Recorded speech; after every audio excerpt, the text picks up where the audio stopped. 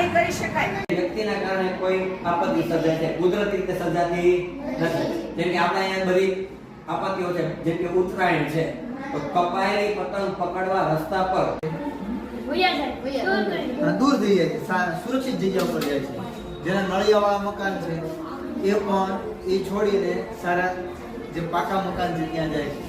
ચોમાસા દરમિયાન હંમેશા રેડિયો કે ટીવી પર હવામાન વિશેની ચેતવણી સાંભળવી જોઈએ અને લાઉડ સ્પીકર દ્વારા ઘરે ઘરે જઈને આપણે લોકોને એની વિશે સાવધાન સામગ્રી તથા જરૂરી ખોરાક દવાઓ તો